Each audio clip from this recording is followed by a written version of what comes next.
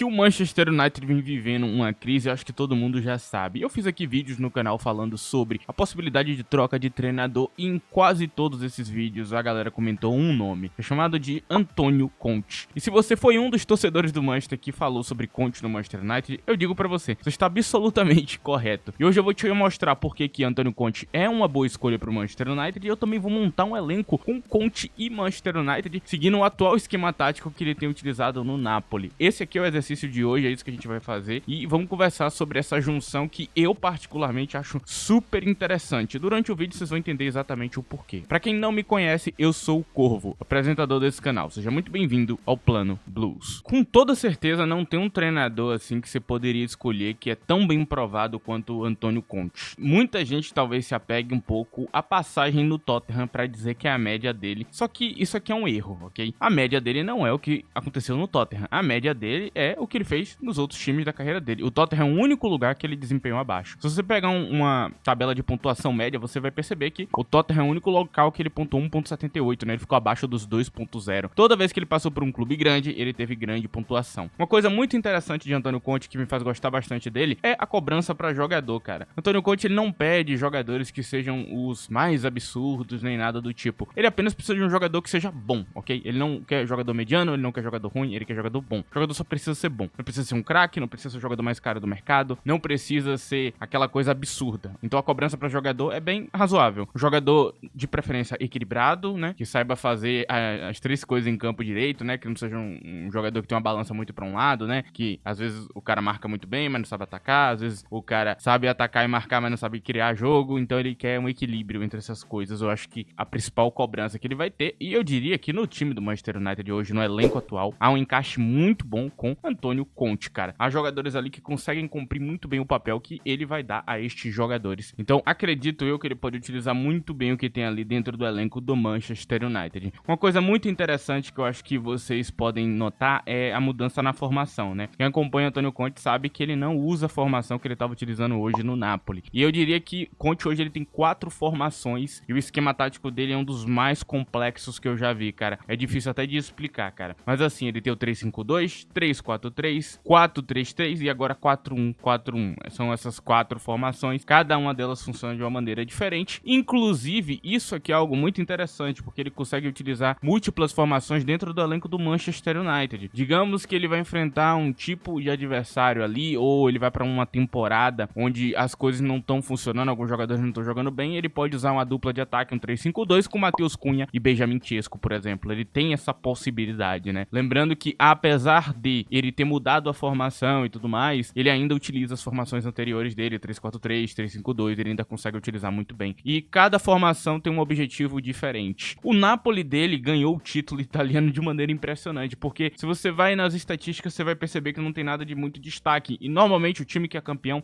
tem um grande destaque ali em alguma coisa. Mas agora tem uma parte do campo que o Napoli ele ia muito bem, que é na defesa, cara. O equilíbrio defensivo do Napoli era muito bom. Era um time balanceado com uma boa defesa. O Napoli é aquele time que ganhava o jogo de 1-0, 2-0, porque com um gol já era o suficiente para poder garantir o resto da partida. Ele conseguia manter o equilíbrio defensivo muito bom. E os jogadores do Napoli não são nada impressionantes, não são esses jogadores todos, assim, de alto nível, que você espera em um time grande, né? O Manchester, por exemplo, tem jogadores muito melhores ali no elenco que dá pra fazer muito mais, inclusive, né? Inclusive, indo ao mercado, dá pra aumentar o nível e o poder dessas posições de campo que ele tava utilizando, cara. Essa nova formação que ele tá usando nessa temporada, o 4-1-4-1, é uma formação ainda mais ofensiva. Ele entende a demanda que ele tem ali pra campo, né? De melhorar a ofensividade do time, porque em alguns jogos, claramente ali, ele tava sofrendo pra marcar gols, né? Com uma certa dificuldade, talvez empatando quando ele não deveria empatar com alguns times, talvez tendo dificuldade pra ganhar de alguns times por falta de ofensividade, e aí ele entende essa demanda e muda pra 4-1-4-1. Também com a adição de Kevin De Bruyne, né? Que foi contratado pelo Napoli, ele consegue ali ter uma melhoria e aí já utilizar o esquema tático dele de uma maneira diferente. Mas eu acho que a coisa que impressiona, por exemplo, é quando você olha o uso de, por exemplo, Scott McTominay, cara. McTominay começa jogando ali como uma espécie espécie de meia que vira quase que um segundo atacante ali em algumas fases do jogo. É utilizado ali majoritariamente no meio de campo. Só que nessa temporada ele tá passando a utilizar ele na ponta esquerda. É um ponto um pouquinho diferente, cara. E ele consegue fazer esses pequenos ajustes e continua funcionando muito bem. O esquema dele é incrível por um simples aspecto de que há um equilíbrio muito grande em tudo que acontece ali em campo, cara. Você tem uma defesa que é muito sólida, mas o time ainda consegue atacar, consegue manter às vezes uma linha alta, padrões ofensivos bons com uma defesa muito sólida. Eu acho que é uma identidade legal pro Manchester United, principalmente essa circulação de bola, né, essa transição de jogo que ele vai trazer ali pro Manchester é o que o Manchester teve algum sucesso há pouco tempo atrás com outros treinadores. A identidade que ele traz pra campo é muito boa e eu não acho que ele vai sofrer do efeito Tottenham, que ele reclamou tanto, né, que é dos jogadores ali que talvez tenham um pouco ambição. Acho que o jogador do Manchester ele tem alguma ambição sim, ele só talvez não tenha a disciplina pra fazer acontecer e esse cara pode disciplinar esses jogadores. Acho que todo lugar que ele vai ele consegue disciplinar muito bem o time. Eu acho que pode acontecer o efeito Tottenham dele pontuar mal e dele não conseguir fazer o trabalho dele direito, mas é difícil, cara. Indo pra Antônio Conte é uma das poucas possibilidades que eu enxergo o Manchester ganhando um título de Premier League. Realmente eu acho que é uma possibilidade com o Antônio Conte, né? Ele pontua tão bem que é difícil. Talvez ele não seja aquele destaque pra mata-matas. Talvez algo que esteja até mudando. Eu quero deixar isso bem claro. Talvez seja uma coisa que esteja mudando atualmente. Porque com essas mudanças nas formações ali que ele tá tendo, ele vai ter uma capacidade de variar o time pra se preparar pra outros adversários. Por exemplo, a diferença do Napoli dele pra o que era anteriormente em outros clubes é um time que joga muito mais por dentro do campo, sabe circular a bola por dentro muito bem. E isso aproveita certos jogadores que no passado ele não fazia proveito, né? Alguns meias de mais qualidade, como por exemplo o próprio Kevin De Bruyne que eu acabei de falar. A gente tem um camisa 5 que tem um maior destaque agora. A gente tem um uso ali do campo que é muito mais interessante, cara. A fixação e o equilíbrio defensivo com boa criatividade e ainda uma chegada à frente que é bem poderosa e muitas das vezes não dá pra parar. Talvez se ele achar um equilíbrio entre as duas formações, a que ele usa atualmente e a formação do passado,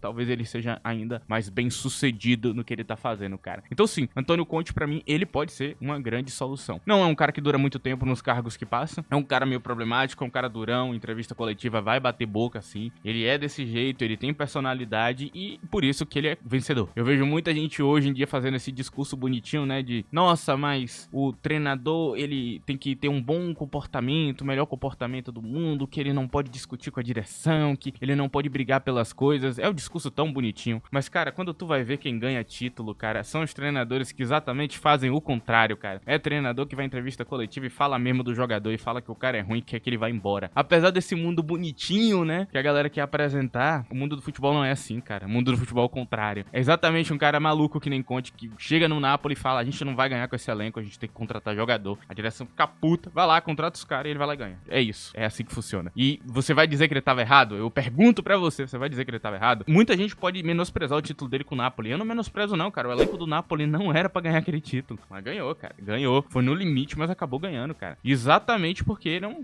baita treinador, cara. Lembrando que ele tava disputando com Inzaghi, né? Ele tava na disputa com Inzaghi, só pra deixar claro, né? Não é brincadeira. E este cara também já ganhou aí contra grandes treinadores dentro da Premier League com o Chelsea, ok? Com uma pontuação incrível. Não era o time mais forte, né, da liga. Não tinha o maior destaque ali nas partes do campo. Acho que na época quem tinha o maior destaque era provavelmente Pochettino no time do Tottenham, né? Na época que disputou com ele. E mesmo assim ele foi campeão porque, cara, a consistência é absurda. Ele é muito consistente. Ele é consistente nível de treinadores guardiolistas. E toda vez ele pontua bem. Exatamente por isso, volto a falar, a única exceção foi o Tottenham. E pra quem vai falar, ele tá ultrapassado. Pelo amor de Deus, cara, ele acabou de criar um esquema tático novo que é um inferno de enfrentar. Vamos parar com essa merda, cara. Por favor, cara. Pô, o cara não sabe de nada, ele vai lá e fala essas bosta aí. Pelo amor de Deus, não faça isso, ok? Não tá ultrapassado, tá bem moderno, inclusive. Tá moderninho até demais, cara. Tá mudando demais as coisas, enfim. Agora, eu vou mostrar pra vocês, cara, o elenco montado, o que eu montei aqui. E eu vou tentar dar uma breve explicação desse esquema tático dele, que é bem difícil de explicar, ok? É bem complicado. Vou tentar passar pra vocês o que eu entendi de fato ali, que eu vi de força e tudo mais. Enfim, é isso. Agora vamos lá. Antes disso, vou pedir pra você que não esqueça de deixar o like nesse vídeo, ok? Muito importante. Se possível, também utilize a opção de hype. Tem na aba de comentários. Se você tiver no smartphone, você me dá um hypezinho gratuito passando pro lado ali a aba de comentários. Se você quiser ter um contato maior comigo, me vê inclusive comentando notícias de mercado,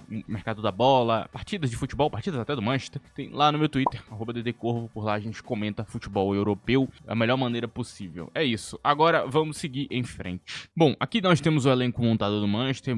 Fiz algumas modificações aqui, né, que talvez tenham que acontecer. Alguns nomes que talvez estejam de fora, eu vou explicar o porquê, vocês vão entender. Tem motivo, razão e circunstância pra estar de fora. A gente tem algumas modificações aqui que ajudam o elenco elenco ser mais consistente, aí é muito bom pra pontuar na temporada. Jogadores que por bons preços podem ajudar muito o Manchester United, vocês vão entender cada um deles, ok? Enfim, no gol, em primeiro lugar, eu trouxe o tal do Timuric, que atualmente tá jogando no Sassuolo e é provavelmente o melhor goleiro dessa primeira metade da Série A italiana. Já foi muito bem na Premier League no passado e agora tá na Série A italiana brilhando de novo. É um goleiraço, cara. Temos na reserva dele o tal do Lemens, que chegou tem pouco tempo e também parece um goleiro interessante. Vamos ver aí como é que se desenvolve, se vai ser bom ou ruim. Enfim, eu ainda não sei, mas eu tenho a garantia que Muric é um goleiro interessante e eu traria ele pra jogar com o Conte. É barato também, ok? Opção bem baratinha. Nós temos De Ligt e Ampadu na direita da zaga e nós temos Leny Yoro e Lisandro Martins na esquerda da zaga. Esses três zagueiros que a gente já tem hoje no elenco do Manchester são suficientes, né? De Ligt, Yoro e Martins. Não tem por que você ir atrás de outro, são bons zagueiros. Yoro vai brigar a posição com o Lisandro Martins, porque são bons jogadores também, mas eu acredito que talvez Conte dê prioridade por causa da questão das habilidades desse jovem jogador e também da altura, né? Ele é mais alto, talvez seja uma segurança maior, Lisandro sendo um pouquinho menos utilizado. É parte da coisa e numa linha de três, é claro, né, que Lisandro teria prioridade, e aí a gente tem um esquema um pouquinho diferente. Yoro pode jogar em qualquer canto, basicamente, da zaga, ele é completinho pra isso. Gostei muito dele jogando em outras posições da zaga também, ok? Então, dou destaque aqui pra ele. E eu trouxe Ampadu, né? Ethan Ampadu, que eu já tinha colocado em outros elencos aqui. A galera sempre fica achando engraçado, né, que eu coloco ele, mas agora a galera tá vendo ele jogando na Premier League, né? Ele finalmente chegou na Premier League e ele tá jogando muito bem, inclusive, né, como camisa 5. Ele é um jogador super interessante. E ele tá aqui muito porque ele pode quebrar galho na zaga, quanto também como primeiro volante. E eu já disse também, né? Eu acho que tem capacidade dele ser utilizado nas laterais também. As duas, inclusive, ele parece não ter problema com o lado de campo, né? É um jogador impressionante, pode ser utilizado em qualquer canto. É um reserva extra ali pra qualquer crise de lesão que você tenha. Você tem um cara pra colocar ali. E aqui a gente tem opções que podem ser colocadas aqui como 5. Você não pode ficar sem esses 5 para as formações funcionarem todas elas. Não é uma não, todas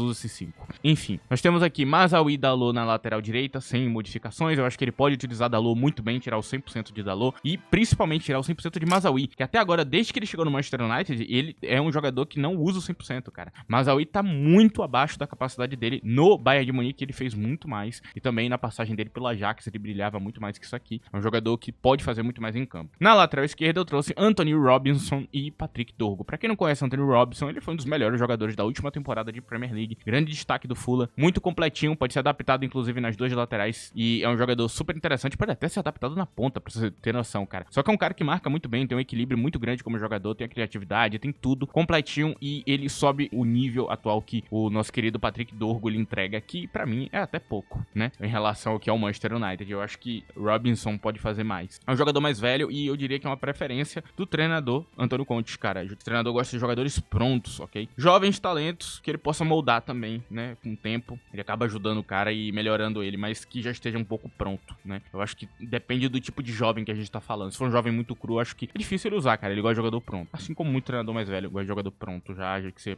coloca lá, ele já joga. Por isso eu dei prioridade a jogadores com uma idade um pouquinho mais avançada. Mas também não é nada demais, cara. Não é como se esse cara tivesse 35 anos de idade. Nós temos aqui na primeira volância Locatelli e Casemiro. Casemiro permanece, pode ser até o titular da posição, vai disputar a vaga com Locatelli. Locatelli é um dos melhores camisa 5 do mercado do futebol. Ele é um excelente single pivô, dá conta sozinho e tem uma circulação de bola que pra mim é a maravilha, cara. Ele dá muito passe progressivo, ele controla muito bem. Ele lembra o que tinha de melhor em Jorginho, mas ainda tendo as características que você queria ter defensivamente de um Rodri também. Então é muito legal esse equilíbrio Locatelli. Aqui no canal eu já elogiei Locatelli várias vezes e tem gente que acha que eu tô brincando. Eu não estou brincando, ô filho da puta. Não é uma brincadeira, ok? Eu não tô brincando quando eu elogio o Locatelli. Eu estou elogiando ele porque eu acho ele bom mesmo. Tem muita gente que acha que eu tô brincando quando eu falo isso. Nossa, tá exagerando. Não estou exagerando. Eu assisto a partida, eu sei que o Locatelli é bom pra caramba. Pensei também em alguns outros nomes ali que poderiam ser esse camisa 5, mas cara, o Locatelli, ele pode subir o nível da posição, porque ele pode fazer hoje o que não rola no Napoli, por exemplo. Porque esse camisa 5, ele tem que ser coberto. E talvez você não precise cobrir esse camisa 5 se ele for um single pivô tão poderoso quanto é Casemiro e Locatelli. Ambos a fundo ali pra linha de marcação pra construir o jogo em certos pontos ali da partida. Nós temos aqui Bruno Fernandes e Scott McTominay na esquerda e Ederson e Kobe Mainoo.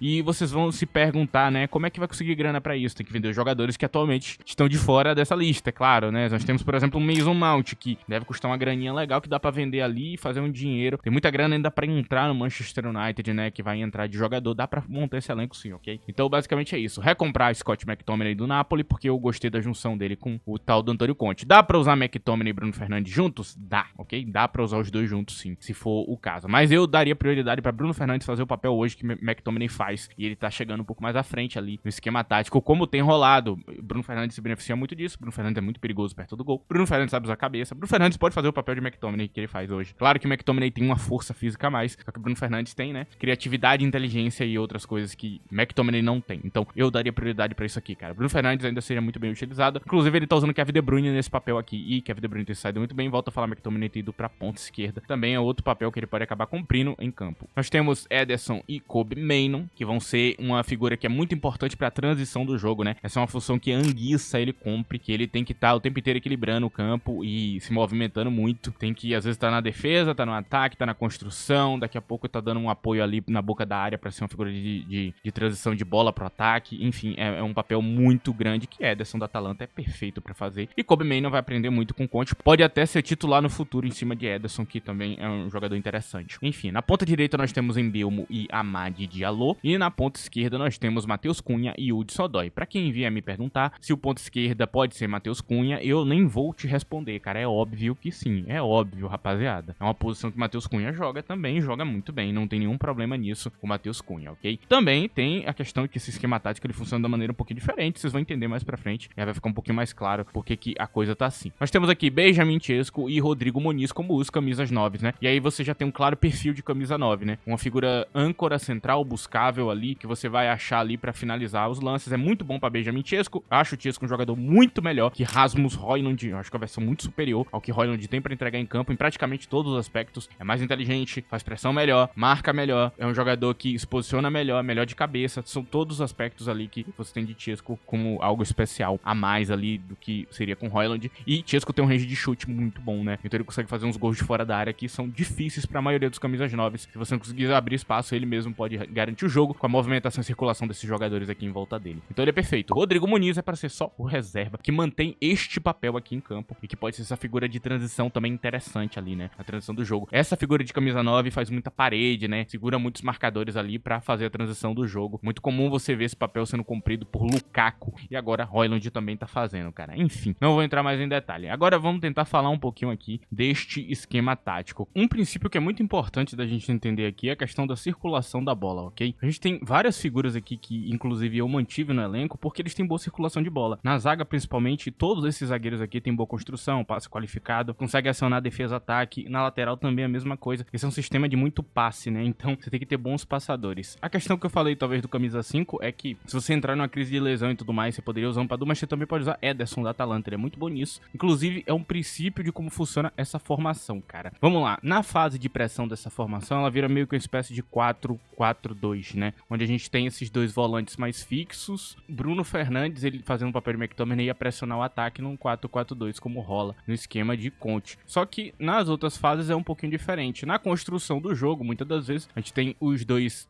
volantes aqui, né? Trocando de posição. Às vezes até Bruno Fernandes vai participar um pouco dessa parte, pode acabar parando na frente dos marcadores, mas na maior parte do tempo a gente vai ter ou esse 5 ou esse camisa 6, que vão estar trocando de posição aqui. Quando vai para a fase mais ofensiva, ele libera os laterais, o outro volante que participa normalmente da pressão vai para a linha de ataque e a gente tem, né, o 5 afundando para virar parte da construção com a zaga, o que é um sistema que vocês vão lembrar muito ali no Bayern de Munique com o Kompany, né, nessa fase atual. E a gente tem o segundo volante meio que virando o primeiro volante nessa fase. Volto a falar com os laterais que sobem bastante. Os laterais ganham o corredor do campo e os pontos eles jogam um pouquinho mais por dentro nessa fase mais ofensiva. E basicamente é assim, cara. E de vez em quando rola até o design, né, desse segundo volante ele chegar um pouquinho mais ao ataque e esse primeiro volante ficar dando sustentação aqui com só 3 figuras. Mas isso não acontece tanto porque Conte, volta a falar, ele tem uma prioridade defensiva muito grande, então a defesa sempre tem que manter um certo equilíbrio do que tá acontecendo em campo. Se você sobe todo mundo, se faz todo mundo ir para ataque, você dá espaço em campo. Mas sempre tem um sistema de defesa montado para contra-ataques. O time dele, inclusive, volta rapidamente ali a construir a defesa do jogo. São várias figuras aqui que eu tive o foco de trazer exatamente porque ela compra esse papel muito bem. Por exemplo, Ederson da Atalanta, ele é uma evolução que Anguissa faz. Ele faz tudo que Anguissa faz, só que ainda melhor. Eu acho que ele não tem algumas habilidades que Anguissa tem ali na parte ofensiva, né, de chegar à frente do gol, mas ele também não deixa a desejar, por exemplo, cara. Então é mais ou menos assim que funciona, né? A gente vê sempre esse sistema aqui onde o 5, ele vira meio que um zagueiro e o camisa 6, ele vira que o 5 e o resto participa do ataque na fase ofensiva. Mas na maior parte do tempo, cara, esse treinador ele tem segurado bastante os laterais. Os laterais têm ficado bem baixo em campo e eles têm realmente subido menos do que em outras formações. No 3-5-2 o lateral trabalhava muito, inclusive havia muitos muitos cruzamentos pra área pra buscar a cabeça dos jogadores, e isso tem rolado um pouco menos, inclusive dá menos prioridade ali, né, a cabeça de McTominay. E aí a grande dúvida que vai ter, né, vai ter algumas dúvidas que vocês provavelmente vão acabar tendo agora, que em primeiro lugar, o McTominay ele tem um padrão muito diferente de Bruno Fernandes, como é que eles vão jogar a mesma função? E simplesmente a explicação é que sim, dá pra fazer a mesma coisa com padrões diferentes, porque isso aqui é um sistema onde funciona mesmo que o jogador seja diferente. O que acontece é que o jogo vai ser pensado de uma maneira diferente por cada jogador, né? Mas, por exemplo, o Bruno Fernandes faz pressão muito bem, ele consegue fazer aquele papel ali de fazer a pressão alta no lugar de McTominay. Então, o jogo talvez fique um pouco mais direto ao ponto e talvez tenha um ataque à área um pouquinho mais forte que o McTominay. Com o Bruno Fernandes você tem um passe mais qualificado, então você tem um cara que soluciona o meio de campo ali de trás pra frente. E você tem um cara que chega à frente e faz um pouco a mais. São trocas, mas que o sistema ainda continua bem. E se você precisar de um cara com passe também um pouquinho a mais, tem o próprio Kobe Mainoo aqui no banco de reserva que pode fazer essa função. Então, são fórmulas de fazer a mesma formação que mudam algumas coisas, mas continua funcionando muito bem. E lembrando que o McTominay também tem um passe decisivo interessante, né? Outra coisa que eu não falei muito são sobre algumas reservas. Por exemplo, o Hudson-Odoi é um excelente jogador atualmente, ele tá muito bem na esquerda do campo. Eu trouxe ele exatamente porque é uma opção acessível ao time do Manchester United, eu acho que tem um bom preço, tá numa boa idade ainda e tá jogando muito bem atualmente. É um cara consistente ali que já conhece Conte, já conhece padrões de Conte, então seria até mais fácil de ser treinado ali a curto prazo. É um jogador interessante pra jogar com o Antônio Conte, sim, cara, tem um passe qualificado que eu gosto bastante também. Mbeumo, ele teria uma prioridade maior porque ele vai fazer funções aqui que talvez a Amad não tenha tanto destaque, mas é sempre aquela coisa, eu acho que a Amad é um jogador de muita qualidade, então com o passar do tempo, quem sabe ele possa até desbancar Mbeumo, porque, volto a falar, ele é um jogador bom também, ok? E em resumo, é isso, cara. O jeito mais fácil aqui de simplificar essa formação aqui, que é bastante complexa, ok? É muito complexa de se explicar, é esse aqui. Essa é a única forma que eu acho aqui pra explicar pra vocês. Resumidamente, é isso aqui que a gente tem na hora de ver o esquema tático. E sim, cara, dá pra fazer muitas outras coisas, dá pra usar, por exemplo, Casemiro no meio de campo, nessa função aqui, Casemiro que vai chegar da frente interessante, dá pra usar o Locatelli e Casemiro juntos, dá pra fazer um monte de outras coisas que vocês podem imaginar aí. Mas esse elenco aqui, se você prestar atenção, ele tá equilibrado, ele tem padrões de ataque, defesa e criatividade que são muito interessantes, e eu acho que o Manchester, com essas poucas mudanças, com esse treinador, poderia fazer muito mais do que ele tá fazendo. No pior dos cenários, Antônio Conte vai entregar, né, um Manchester equilibrado, balanceado, em 2 temporadas ali, vai dar nas mãos do próximo treinador um esqueleto, né, uma fórmula de jogar futebol. O próximo treinador que vai pegar esse elenco aqui, ele vai ter muito mais facilidade e o Manchester vai se colocar em posições muito melhores, vai voltar pra Champions League e tudo mais. Isso aí é uma coisa que eu acredito que é o nível mínimo que ele alcança. Agora, o nível máximo é ganhar uma Premier League. Pra mim, não é impossível. Nada no futebol é impossível, né? Como também não seria impossível acabar com a carreira de Conte de vez indo pro Manchester United, mas eu duvido um pouco. Eu volto a falar que eu acho que tem um encaixe muito legal na ideia do treinador, o elenco e também na cultura que esse treinador prega. É uma cultura que no Manchester United existe e ele pode ajudar a lidar com o caos dessa fase atual com Ruben e Amorim, ok? Essa é a diferença aí entre os dois e basicamente é isso. Agradeço a presença de todos, agradeço a você que vai ajudar o vídeo de qualquer maneira, muito obrigado pra você que deu like, hype ou qualquer coisa, muito obrigado a sua presença, quem viu o vídeo inteiro, quem entendeu a mensagem e deixa aí na aba de comentários as opiniões de vocês sobre Conte no Manchester United, coisas que eu deixei de adicionar, jogadores que eu não falei, pode ficar à vontade pra falar aí. É isso, rapaziada, tchau!